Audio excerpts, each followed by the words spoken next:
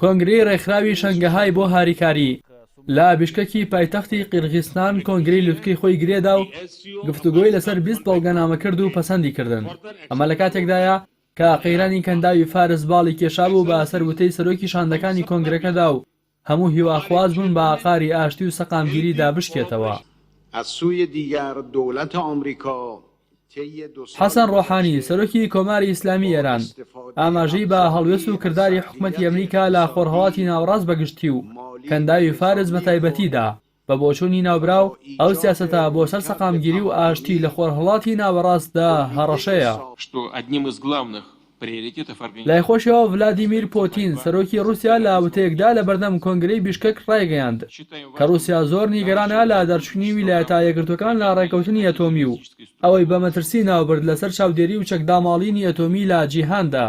بۆیە ناوبراو جەختی لەسەر ئەوە کردەوە کە هەموو تواناکانی دەخاتە کار بۆ ئەوەی لایەنە نێودەوڵەتیەکان پابەندی خۆیان بۆ ڕێکەوتنەوە جێبەجێ بکەن.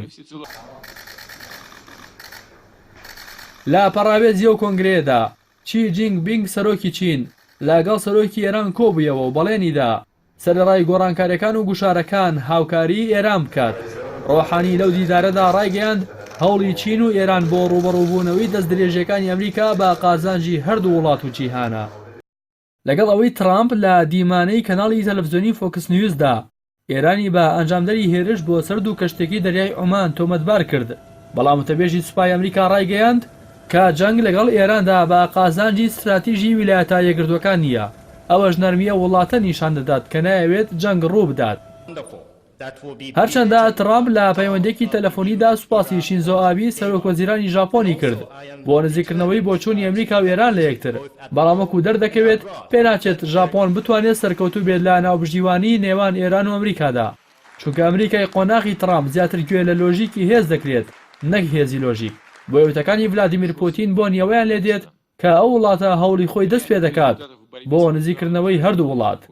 لە کاتێکدا استراتیژی ئێستای رووسیا زیندووکردنەوەی شکۆی ڕابردووی یەکێتی سۆڤیەتە لە خۆرهەڵاتی ناوەڕاستدا، بۆیە دەیەوێت ڕوبەڕووبوونەوەی ئێران و ئەمریکا خاو بکاتەوە و بیانگەێنێتە قۆناغی دیالۆگ، چونکە هەر زیادبوونێکی هەژبوونی ئەمریکا لە ناوچەکەدا لە هەژبوونی رووسیا کەم دەکاتەوە.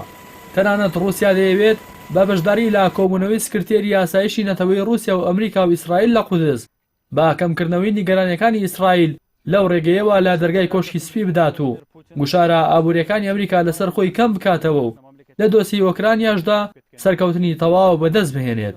بۆیە پێدەچێت کۆنگرەی بیشکەک وێزگەیەکی تر بێت کە رووسیا و چین وەک دوو زلهێزی ئاسیا و خۆرهەڵاتی ئەوروپا پشتیوانی لا گفتوگۆیەکی تری نێوان ئێران و ئەمریکا بکەن و لە پشتی ئێرانەوە بوەستن بۆ ئەوەی لە لایەک بیکەنا بنەمایەک بۆ پێکهاتنی خۆیان لەگەڵ ئەمریکا و لەلایەکی تریش کاریگەری و هەژمونی خۆیان بۆ وڵاتانی خۆرهەڵاتی ناوەڕاست نیشان بدەن.